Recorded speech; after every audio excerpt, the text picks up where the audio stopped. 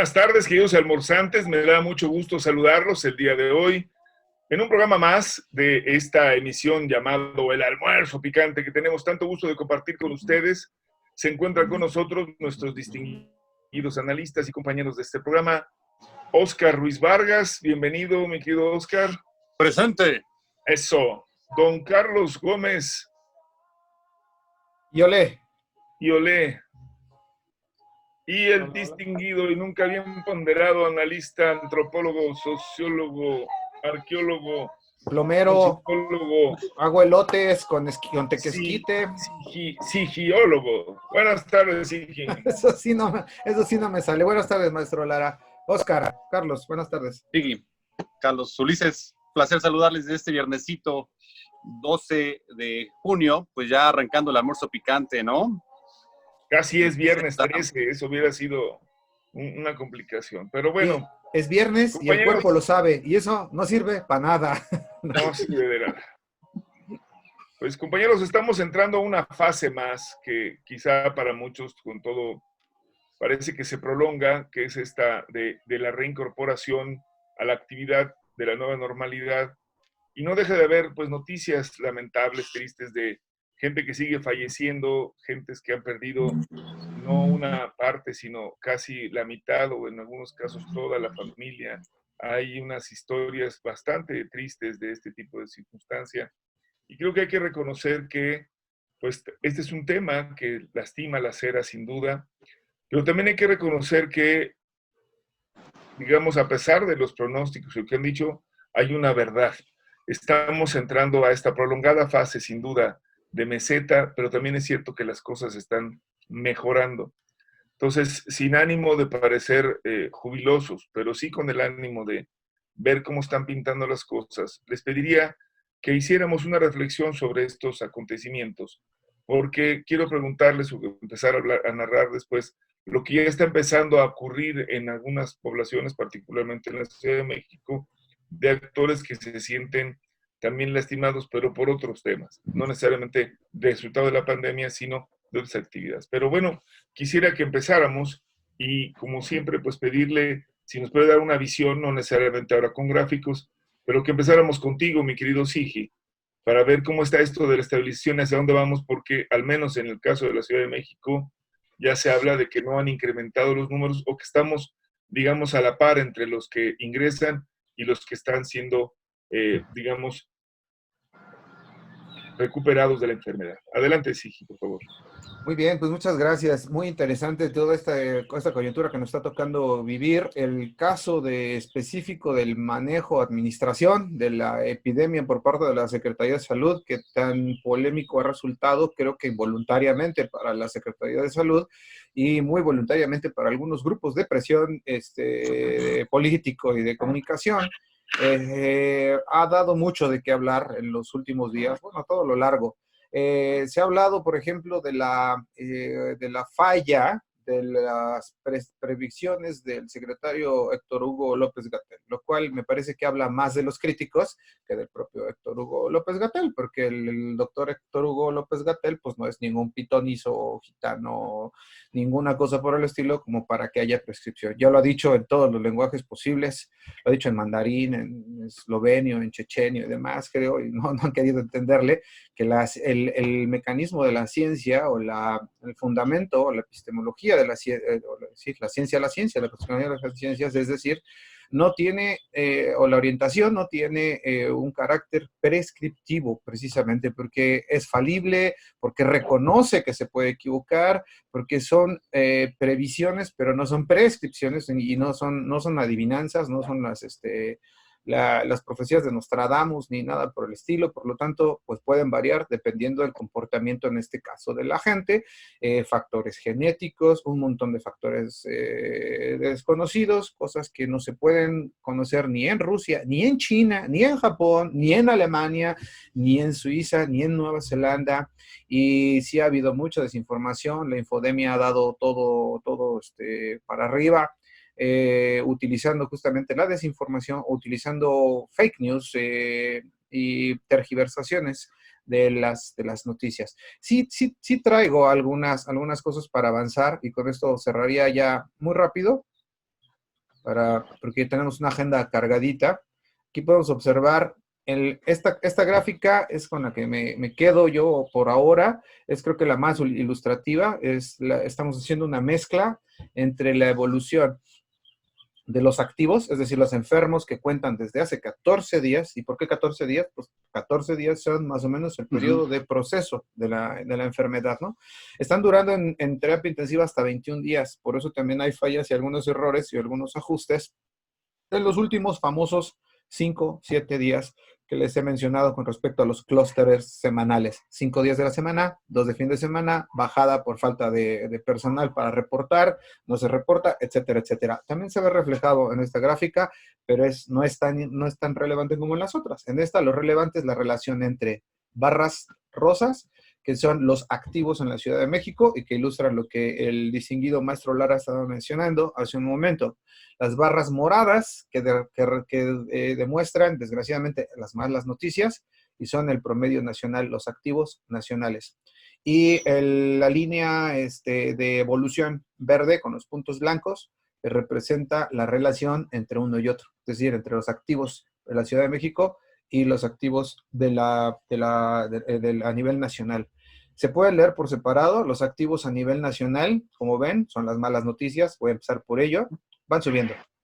Pasamos del 24 de mayo al 11 de junio a 20.832. ¿Cuáles son las buenas noticias? Bueno, que la Ciudad de México y el Estado de México representan por ahí del veintitantos por ciento más o menos, representan un cuarto o más, un tercio por ahí, de la epidemia total. Y si está bajando, o sea, podría leerse muy grave esto, no sé si me estoy dando a explicar, esta evolución de las líneas moradas podría decirse, vamos, terrible, pero resulta que en el caso de la Ciudad de México, en las barras rosas, tenemos ya esta ilustración clarísima de la meseta, que estaba refiriendo el maestro Lara, que se ha mantenido, pero ya con una ligera pero consistente tendencia bajista. Ya la estamos marcando aquí, va subiendo y nuevamente baja. En este caso, esta es la meseta en la que se había mantenido y empezamos a mostrar una tendencia. Aparte, que se haya mantenido ya son excelentes noticias. Eso no quiere decir que hayamos librado ni nada. No salga, por favor, no se exponga, no exponga a otros. Por favor, señores almorzantes, utilicen, lleven a cabo las medidas sanitarias recomendadas, estornudo de etiqueta, el achú, que tanta gracia ha hecho con el doctor López-Gatell, ¿no? No se lleve las manos a la cara, no se rasque, higiene, en fin, todo lo sana distancia, 1.5 metros o más, si es posible, no asista a lugares concurridos, mucho menos esté mucho tiempo, salga las cosas necesarias, no aquellas superfluas, porque sí, tenemos buenas noticias, pero también tenemos algunas medianas y todavía no salimos de esta. Esto es más o menos. Solamente para terminar, aquí está el gráfico específico de la Ciudad de México y sí, ya la curva se muestra aquí. Básicamente, la ligera pendiente que está tomando ya hacia abajo. La inflexión, como dijo el doctor López-Gatell, pues estuvo por ahí del 6, 7 de mayo. Tuvimos inflexión y de ahí la curva va para abajo si nos comportamos. Si no, nos pasa lo que a Tabasco o a Sinaloa. Se llama esto que llaman curva bimodal, es decir, se sube, alcanza el acné y todo el mundo dice, qué felicidad, ya vamos a salir, y de repente salen, hacen sus actividades, no se cuidan y comenzamos una nueva curva, que es muy difícil. En síntesis, en resumen, es un rebrote, básicamente, ¿no? La curva bimodal. Podemos exponernos a eso si no guardamos ahorita las debidas precauciones. Es tanto, compañeros. Muy bien, pues muchas gracias. Te pediría tu comentario, Carlos, en el entendido que además ya hubo anuncios importantes. Recordamos que ya se habló de cómo van a funcionar los bancos o que hay una, digamos, aceptación de que solamente habrá una verificación vehicular a lo largo de este año, no las dos que son las acostumbradas. Es decir, sí hay una insistencia hacia la normalidad, pero también hay esta condición de precaución. Carlos, por favor, tus opiniones. Gracias, maestro, compañeros del almuerzo. Sí, pese a que somos un programa con alcance nacional, el tema de hoy va a ser la Ciudad de México. Vamos, los 4 vivimos acá y estamos más compenetrados con esta situación. Sí, vamos, la declaración de la jefa de gobierno va en el sentido de ir recobrando poco a poco y sin que esto sea, con las medidas que bien menciona Siggy, la normalidad. En programas anteriores habíamos mencionado de que tenemos que modificar muchos de nuestros hábitos, empezando por el de la higiene personal. Sí, ya me estoy bañando, ya me quité la gorra, ya me estoy peinando. Gracias, compañeros, por sus sugerencias, ¿no? Y también en cuanto al consumo de los bienes indispensables para la subsistencia, ¿no? Políticas públicas en el sentido de evitar la aglomeración en algunos trámites históricamente concurridos, como es la verificación, y la migración que nos comentaba también Pati Rusanchondo la semana pasada hacia el e-gobierno y la ventanilla electrónica sobre la resolución de algunos trámites, de algunos servicios, que bien pueden hacerse vía remota ante las nuevas circunstancias, las circunstancias que estamos viendo todos, y que evitarían al ciudadano el desplazarse a una oficina históricamente y tradicionalmente bastante concurrida. El anuncio del canciller Marcelo Ebrard, en el sentido de que estos viajes non-stop desde Shanghái para acá, 2 o 3 semanales, trayendo suministros médicos, tanto respiradores como ropa desechable y los mismos cubrebocas, anunciando que también para tranquilidad de todos los que vivimos en la Ciudad de México y vamos, aquí también todos los que vivimos en este país, entiendo que ya se culminó por el traslado de los ventiladores que únicamente son para atender los casos más críticos. No se entienda de que, vamos, lo ideal sería nunca recurrirlos, nunca necesitar los ventiladores, ¿no? Pero al final de cuentas, el indicador más importante, con el cual yo considero que es un gran acierto, el número de camas disponibles, vamos. O sea, no puedes, o sea, las tienes o no las tienes, pues no está sujeto a interpretaciones, no es subjetivo, es un dato numérico, concreto, palpable, un dato duro, en el sentido de que existen las camas o no existen, punto. Y ese es el factor que a final de cuentas modificaría el color del semáforo. Es correcto. ¿No? Entonces, vamos, es un gran acierto tener un indicador rígido, palpable, sin especulaciones y sin interpretaciones. ¿Tienen las camas o no las tienes? Tan, tan. Y con base en eso, entonces modificas el calendario, el semáforo, con base en la capacidad de atención que tenga de tu población, ¿no? O sea, es más un gran acierto y sí entiendo que estos factores son los que intervienen para el anuncio de la jefa de gobierno de que sí recobraremos en los próximos días el regreso a nuestras actividades cotidianas. Me resisto a decirle nueva normalidad, pero vamos, son 2 actividades cotidianas. Vale. Gracias. Muy bien. Y bueno, ya que vemos en este mismo nivel, también hoy salió una noticia, Oscar, en el sentido de que se va a permitir el uso de la barba. Que ven que tenemos un tema polémico, siempre y 60 cuando días me ha costado. no lastime el uso, o bueno, no perfore el cubrebocas, ¿verdad? Así que, pues, bienvenido, amigo, al club de los barbados, y desde luego, en la condición, exacto, para poderlo. Pero bien, tu opinión sobre esta nueva normalidad donde no nos vamos a tener que quitar el pelo. También puedes dejarte el pelo de arriba, sí.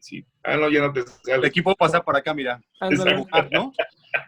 Bueno, está bien, está dentro de las modalidades y las modificaciones en los planteamientos originales que se habían venido realizando a nivel de la ciudad y a nivel federal también, en las previsiones de higiene. Pero antes de pasar a ese rubro, mi buen Ulises, Carlos Siggy, quiero comentarles un asunto que me parece importante y que se ha tratado en los últimos días, y es básicamente el manejo o la propuesta de un salario vital de emergencia. Esta propuesta que está respaldando Cuauhtémoc Cárdenas y Porfirio Muñoz Ledo para que llegue a la población más vulnerable un salario garantizado durante este periodo de la pandemia hasta que dure la misma.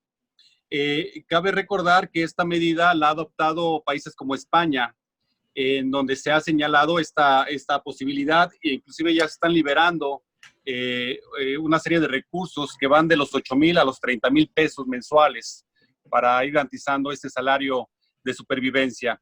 Y ahora este mismo asunto se está trabajando en el Congreso de la Ciudad de México, obviamente con un monto menor, que llegaría hasta los 3,700 pesos mensuales, que le llaman el ingreso mínimo vital, Y esta propuesta ya está planteada en la misma Constitución de la Ciudad de México, es decir, no sería algo nuevo ni novedoso, sino es una situación que ya se establece en nuestra Carta Magna de la ciudad como una medida de garantizar la supervivencia de la población más vulnerable. Está en ese efecto y es otra de las medidas que se adicionan a la que señaló y que comentamos en el programa pasado, relacionada con la propuesta de los senadores de Morena en el entendido de disminuir el IVA del 16 al 10%. Luego entonces, pues tenemos que también la CEPAL, el mismo 12 de mayo, se pronunció en este mismo sentido. La Comisión Económica para América Latina y el Caribe dijo el 12 de mayo que sería importante que los países de América Latina pudiesen prever prácticamente este salario mínimo de supervivencia para la población más vulnerable. A un mes de distancia y un poquito más, pues ya estamos trabajando en el Congreso de la Ciudad de México y también a nivel federal, que también me parece muy importante. Por otra parte, en el asunto de la OPEP, el acuerdo, recuerden, de este mes, para verificar cómo iban las tendencias y los procesos en cuanto al precio por barril, bueno, da la circunstancia que a petición de Rusia y de Arabia Saudita solicitan se extienda un mes más esta disminución de producción de petróleo, en donde México originalmente se le había impuesto una tarifa o una cuota de 400,000 barriles. Sin embargo, se negoció y fue un antecedente histórico que nunca se había realizado, logrando la disminución de 100,000 barriles nada más, para llegar a la cuota entre todos los miembros de la OPEP y de la OPEP más a una reducción de 9,700,000 barriles diarios. Sin embargo, en esta última reunión se señala que el acuerdo se va a extender un mes más, hacia el mes de julio, pero México dice no, no vamos a este acuerdo un mes más, salimos del acuerdo, no estamos en posibilidades de mantener esta reducción y bueno, es así que estamos en estas condiciones, el barril se está recuperando de manera ya importante, va a la alza y bueno, es una de las situaciones que estamos considerando. Rusia lo está empujando de manera peculiar este acuerdo porque recordemos que viene de grandes inversiones en los gasoductos. Siberia Stream es, por poner un ejemplo, que va de Siberia a China. Son cerca de 3,000 kilómetros con una inversión de 55,000 millones de dólares. Y bueno, hay otros gasoductos súper importantes como el Turk Stream, que va de Anapa a Turquía, y el otro que es el Nord Stream, que va de lo que es la parte norte de Rusia a Europa del Este, y que bueno, va a rodear en este momento Ucrania para pasar hacia el Báltico. En este sentido, las grandes inversiones que está realizando Rusia para su explotación, investigación y extracción de crudo y de gas natural son enormes. Por eso también la implicación de un gran interés en generar este tipo de acuerdos de reducción para que no impacte, obviamente, su economía de manera directa. Creo que es uno de los antecedentes importantes que debemos de tomar en cuenta dentro del mercado global de energéticos. Y bueno, recordemos también que México, aunque es un productor importante, no es de ninguna manera de los más importantes a nivel mundial y tampoco forma parte de la OPEP formalmente, sino del grupo de OPEP más. Sin embargo, los acuerdos, las propuestas de México han sido trascendentes para todos los mercados en esta última etapa de los energéticos y también para cómo se está manejando este resurgimiento del boom petrolero en México, aun cuando hay manifestaciones en contra de que tenemos que migrar a las nuevas tecnologías y a los nuevos mecanismos energéticos. Sin embargo, como ya lo he señalado en otros momentos, esto nos va a dar todavía la posibilidad para 15, 20 años más continuar con los energéticos fósiles y estar a la vanguardia en el mercado y en las necesidades, obviamente, del país hacia adentro y en el ámbito de la exportación. Ahí dejaría y la temporalidad, Oscar, o sea, se me hace la temporalidad del anuncio en el verano. ¿Qué es verano? Una etapa, donde históricamente, por los aires acondicionados en el hemisferio norte, se consume muchos más hidrocarburos para mantener las temperaturas más fresquitas, ¿no? Históricamente, en las gasolinas y los hidrocarburos en el hemisferio norte, en verano se consumen bastante, ¿no? Vamos a decir, absolutamente, y por las fluctuaciones de precio. De hecho, también comentamos que me parece una aberración que México siga supeditado al manejo de los mercados norteamericanos en la sujeción de, obviamente, los precios, sobre todo de gas natural, siendo que podríamos manejar un precio México porque no tenemos las mismas condiciones que América del Norte, obviamente, ni estas fluctuaciones en la cuestión de temperaturas. Y tenemos Pero otro tipo sería otro tema, pediría que claro. desde luego sea motivo de un programa, por supuesto. Hagan su Pero programa. sí, creo que evidentemente ellos están hablando de otra cosa y seguramente querrán hablarlo en su programa. Entonces, muchas gracias. Creo que sin duda el tema económico pues está presente. Y cuando decíamos lo de las ciudades, porque de verdad este es el sector, y hay que reconocerlo, la ciudad, lo decíamos en entrevista con el secretario de Desarrollo Económico, con Fatlala Cabani, la reactivación de la ciudad va a significar sin duda un factor sustantivo que también va a traer, porque lo que se detuvo, si bien es cierto, fue todo el país, tenemos estos componentes que pueden reactivar la economía y atraerla. Por señalar un componente básico, en la ciudad se realizan diariamente millones de operaciones económicas producto del intercambio de mercancías, de flujos financieros, de transporte de otros productos, de cadenas de valor, que el hecho de que se haya permanecido inactiva durante estos meses impactó de manera muy sustantiva a diferentes sectores productivos. Y la creo que central de Abastos, para poner un ejemplo, ¿no? La central de Abastos. Claro. Ahora, si lo vemos y su reactivación es real, bueno, también sabemos que se genera también el consumo de productos que en otras zonas del país pues no son tan indispensables o no tienen los volúmenes de consumo real. Por decir un ejemplo, el nivel de consumo de carne de borrego, por ejemplo, en esta zona, el consumo de barbacoa o de otros productos cárnicos es incomparablemente enorme con cualquier otra ciudad de la República. Desde luego ahora hemos abierto, se han mantenido las fronteras abiertas, ya se iniciaron, como lo sabemos, ya formalmente inicia el TEMEC. Así que creo que el hecho de hablar de que en la ciudad las cosas están mejorando tiene sin duda un impacto realmente importante el que podamos estar operando, funcionando en la economía nacional. Y anímicamente, y yo creo que, en la y psique esa es de la la otra gente, parte, ¿sí? que si nosotros vamos a hacerlo, digámoslo con toda responsabilidad, también lo tenemos que hacer en el ánimo de mantenernos protegidos, modificar nuestros hábitos, pero también estar dispuestos a contribuir. Creo que a la tarea, son unos, sí, ya vimos, pensamos que eran unas pantaletas. No, son sus cubrebocas. Tengo unos bien bonitos bordados y todo el show. Y en ese sentido también añadir que obviamente las movilizaciones sociales en la Ciudad de México por algunos grupos que no me gustaría calificarlos, obviamente respetamos la libre manifestación de las ideas, pero creo que todos estaremos de acuerdo en que las acciones no degraden, no afecten, no ofendan a otras personas, ni a los inmuebles, ¿no? Sean públicos o privados, sino que se haga dentro de un sesgo de responsabilidad y respeto mutuo. El robo es robo, no es manifestación de ideas. El robo es robo. Total. No, por supuesto, decirlo con todas sus letras y con toda claridad.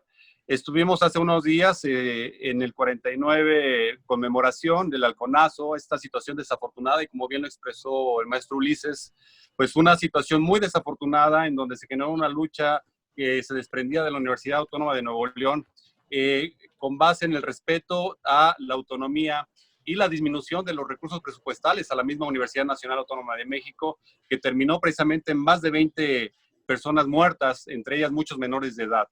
No queremos de ninguna manera que estos episodios del 68 y el 71 se repitan de ninguna manera en absoluto, y que tuvieron como factor común el presidente Luis Echeverría, que anteriormente había sido secretario de gobierno en el 68 con Díaz Ordaz, y obviamente fue con toda seguridad quien operó esta dinámica. Ahora que tenemos libertad de expresión, sí, por supuesto, plena y absoluta, un espacio democrático, sí, claro, en donde se puede debatir, por supuesto. Entonces, creo que de ninguna manera tenemos que estar a la expectativa de tener que ir más allá de estar tolerando este tipo de faltas y afectaciones que están plenamente tipificadas en nuestra legislación vigente. Entonces, un llamado a la ciudadanía para que también mantengamos el orden y nos mantengamos dentro de los parámetros de la denuncia de manera institucional, Y bueno, pues no hagamos eco ni tampoco generemos una dinámica de trazar una información negativa o de desajustar o desacreditar a las instituciones a través de estos movimientos que en muchos sentidos pueden o no ser anarquistas. Hasta ahí lo dejaría. Estaremos al pendiente la próxima semana de lo que se pueda generar y reflejar a nivel de la Ciudad de México y a nivel del país. ¿Por qué tienes mi...? ¿Qué pasó? Maestro Lara, bueno, ¿cómo la ven? Yo creo que efectivamente coincido con ambos, tanto con Carlos como contigo, Oscar. Sí, la tipificación y las reglas que nos hemos dado la sociedad, pues son para eso, ¿no? Para el respeto y para tener una convivencia como corresponde, como es debido. Hay una delgada línea entre precisamente la libre manifestación y pues el vandalismo. Los ánimos se encienden a veces, pero sí nos hemos dado las normas necesarias y claras para ello, así que sí, a respetarlas, ¿no? ¿Cómo ves, Ulises? ¿Andas por ahí? Tenemos problemas con la conexión, ¿verdad? Estamos por nuestra cuenta, muchachos. Lograron su programa. No, nunca fue nuestra intención, por lo menos la mía, ¿no? Ah, está bien, pero es broma, amigo, es broma. Pero podemos hablar ya de los hidrocarburos, ahora sí, el resto del día. No es cierto, no es cierto. No es cierto, está bien.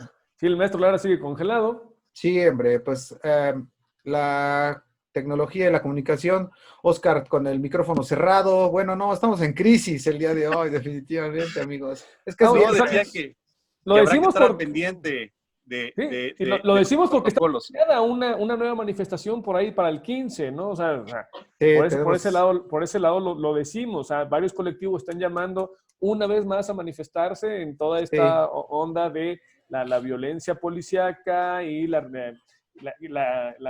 aclaración de que lo que está pasando, que en Oaxaca, en Veracruz, en Ciudad de México, en Jalisco, donde, vamos, ahora resulta que están dando cuenta de que los policías municipales agreden, golpean y secuestran. O sea, ¿neta? Sí, además, algo que parece un tanto extraño es que de repente en este marco, pues que ya están por cerrar los registros en septiembre, en el mes de septiembre para las próximas... Las nuevas organizaciones políticas. Claro. Y las elecciones que vienen en camino, que van a ser las más importantes para 2021, pues se esté generando y atizando mucho en este tipo de movilizaciones. Habrá que darle seguimiento, verificar la veracidad y obviamente legitimidad de estos movimientos, sin calificarlos, por supuesto, en este momento, pero sí a la ciudadanía que esté atenta también de la información, que sea información realmente sustentada, verificada, para que no nos vayamos por default, por los caminos que no son los adecuados en esta dinámica de la información adecuada, ¿no? Y estar al pendiente de la toma de decisiones en los siguientes días para el regreso poco a poco a la normalidad, sin perder las previsiones de carácter sanitario. Mi buen Sigui. Sí, fíjate que nos está llegando al teleprompter. Sí, adelante, Ulises, adelante. Sí, nada más para comentar que se están mezclando demandas que son sin duda justas, como la posibilidad de tener apoyos económicos luego de que la pandemia generó un impacto enorme en diferentes sectores de lo que llamamos no formales o no asalariados, como los taxistas o los trabajadores de restaurantes. Pero eso no va a significar que con una mayor presión o cierre de avenidas se vaya a obtener. Ya se anunció que se harán estos programas sociales y se entregará a la población apoyos para que puedan tener una ayuda que les permita subsistir. Una cosa es muy distinta también en ese nivel, el tema de lo policial, que como ya abordaba en su momento nuestro compañero Carlos, el hecho de que hayamos tenido en múltiples ocasiones actos de represión no significa que estos sean organizados, todos de ellos desde el Estado. Ha habido actos en donde algunos han sido resultado de la iniciativa de actores que en el mando de policía han tomado la decisión de actuar sobre otros. Incluso hemos sabido de actos en donde están vinculados y se han dedicado a vigilar a grupos criminales o se han coludido con ellos. Y cada uno de estos factores tiene su propio lugar y tienen que ser analizados en su justa dimensión. Los hechos del pasado lunes, en donde después de una movilización hubo una situación que lastimó a una manifestante y están en proceso de indagatorio y trabajo, tiene que ver con un asunto que yo diría se está juzgando y tendrá que evaluarse. Ya hubo una determinación de parte del juez de vincularlos y dio un espacio de un mes para generar información probatoria de los hechos. Yo creo que tendrá que seguir su curso y tendrá que demostrarse. Pero no podemos hacer una marcha para excluir y decir que a ningún policía se le investigue o decir que todos los policías deben de ser investigados. Ninguno de esos extremos puede resolver ni ayudar una mejor relación entre autoridades policiales y la ciudad que no sea el cumplimiento de la norma, la observancia de protocolos y el trabajo conjunto. Y como bien decía uno de nuestros participantes, y lo hemos insistido, por lo menos nosotros creo que lo hemos comentado aquí, ninguna causa, por más justa que sea, justifica acciones criminales. Las causas tienen su lógica y los que hemos estado en movimientos sociales sabemos que podemos emprender acciones como cerrar una dirección de una escuela o cerrar una avenida, pero no significa que tengas que lastimar, agredir, lesionar a las personas. Haces ese tipo de actos, en algunos momentos se hicieron ante la ausencia de diálogo, ante la imposibilidad de encontrar una forma de atención y solución. Pero pasar de ello a la agresión es un asunto completamente distinto. Y creo que hemos vivido momentos en los que se ha querido confundir, como si fuera todo el tiempo la misma circunstancia, lo que han llamado las formas de lucha, con las acciones delictivas. En las manifestaciones recientes vivimos casos en donde se decía proteges más una puerta, un monumento que a mi persona. Y fue un llamado de atención importante para decir, tiene razón en un sentido de hay que proteger la vida por encima, la vida humana, por encima, por supuesto, de una estatua o de una puerta. Por supuesto, no hay debate, sería ilógico.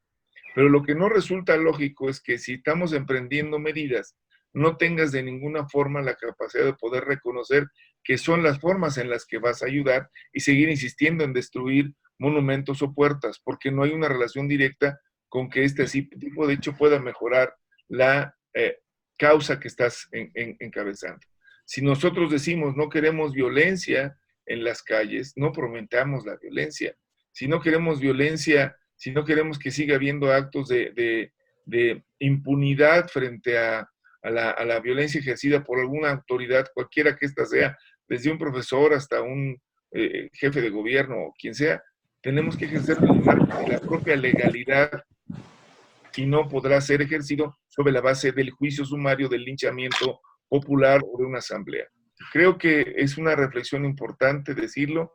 Estamos entrando en una etapa donde urge, de verdad, tener estos valores que se llaman Estado de Derecho, valores cívicos, de entendimiento, para poder hacer un juicio correcto y quien sea responsable de un acto indebido sea juzgado correctamente, se defienda y en su caso sea vencido en sus argumentos y decirle, no, usted mintió, usted no hizo lo correcto, usted sí cometió tal falta, y en su caso ser sancionado conforme a la ley y pueda resolverse el asunto. De otra manera, seguirá vigente la causa porque no lo resuelve el de fondo, o seguirá vigente la injusticia. Y eso es algo que tenemos que evitar. El lunes habrá movilizaciones, prometen, dicen los que están trabajando, cerrar avenidas, impedir la operación. En el momento que estamos iniciando las actividades en la ciudad, ¿cuál es el sentido de esto si te están diciendo que habrá programas? ¿Por qué no esperar a verlos? Bueno, porque seguramente entonces la motivación de fondo no es el económico, sino hay otras. Y creo que las que se han demostrado es que hay otras que se llaman desestabilizar, generar ingobernabilidad, y hay que estar atentos a este tipo de factores. Creo que en ese sentido el almuerzo picante deberá de estar muy atento para que el lunes esté presente en el seguimiento de estos eventos y acontecimientos. Y quisiera pedirles, compañeros, hemos hecho un esfuerzo colectivo, ustedes lo saben, pero creo que habrá que abrir ya el almuerzo también a ir hablando de estos temas del regreso a la ciudad. Lo digo porque aquí, además de donde vivimos y transmitimos, aunque sea para México y el mundo, pero creo que valdría la pena empezar a entrevistar a algunos alcaldes, algunos diputados locales y por supuesto algunos servidores públicos en esta idea del regreso y que nos vaya dando también una visión de la normalidad y no solamente de la coyuntura. ¿Qué les parece? Muy bien, maestro Completamente de Lara. acuerdo. Carlos, Oscar, a reserva de lo que diga el almuerzo energético aquí representado por Oscar y por Carlos, me gustaría presentarles la noticia, acaban de publicarla, ya se está confirmando esto que estaban mencionando justamente, a partir de la próxima semana es transicional para el semáforo naranja, es decir, estaríamos buscando, preparándonos de acuerdo al mensaje de la jefa de gobierno, insisto, es oficial, Jacobo, bueno, es oficial, Ulises, es oficial, Ulises, no nuclear, es oficial. ¿Son atómicas? No, atómicas, sí. Pero oficial, sí, señor, oficial. Oficial no, ahorita no. Entonces, la semana que entra sería de transicionamiento posicionador y estaríamos pensando que pasar al semáforo naranja a partir del 15 de junio. Primero se suspendería el hoy no circula temporal y se abrirían estaciones de metro y metrobús. Para el lunes 16 de junio, es decir, si todo anda bien, estarían reiniciando sus actividades en la industria manufacturera. De lunes a jueves, ojo, tomen nota, por favor, almorzantes. Lunes 16 de junio estarían reiniciándose actividades en la industria manufacturera de lunes a jueves. Para el 27, es decir, ya para el fin del mes, se podrían reabrir tianguis y mercados, mientras que para el 23 de junio se iniciarían actividades en los comercios del centro histórico. El 24 de junio sería la oportunidad para los hoteles y restaurantes al 40% de su capacidad y para el 25 de junio, centros comerciales al 30% de capacidad. Servicios religiosos lo podrán hacer hacia el 28 de junio al 50% de su capacidad. Es tanto, ¿cómo la ven? Pues ahí está, el plan naranja. Bien. Ya lo escucharon. Yo creo que ya no estamos en tiempo por las condiciones que hemos establecido para nuestro programa, pero valdría la pena, digo, ya que lo conocen, este era un poco el sentido, nos adelantamos un poco porque sabíamos que por ahí venía, pero ahora ya que están clarísimas, les pediría, compañeros, con esta idea que les acabo de proponer, que la semana que entra, ojalá y nos puedan responder nuestros amigos alcaldes y otros, y empecemos a trabajar con estas ideas que nos han señalado hoy, y comentemos con ellos cómo visualizan esto en su alcaldía. Algunas serán más prácticas, otras tendrán mayor presión. No sé, por ejemplo, Xochimilco, a ver si ya va a abrir para que todo el mundo pueda tener sus actividades, cómo va a ser la regulación arriba de las trajineras, en fin, hagamos lo posible. Por lo pronto, yo les pido que despidamos este programa, vamos a tener más actividades y nos vemos el próximo lunes. ¿Cómo ves, Oscarito? ¿Quieres decir algo? ¿Sí? Recordarte, invitar a los almorzantes a que nos sintonicen el día de mañana a las 8 de la noche en la tertulia con el almuerzo picante. Mañana estará con nosotros Zaira Franco, la cantante e intérprete. Entonces, mañana, sábado, a las 8 de la noche, los esperamos nuevamente. Zaira Franco. En la tertulia. Con el ese va a ser uno de los giros que también vamos a tener ahora, además del giro energético, que van a hacer los compañeros. Ahí nos avisan luego cuándo va a ser su programa, ¿no? Los invitamos. ¿Y en qué canal de Facebook? Porque aquí no. Otro energético, cultural y artístico. Pues estamos convocados. Nos vemos el próximo sábado y el lunes. Y como decimos siempre, esto fue el almuerzo picante. Excelente.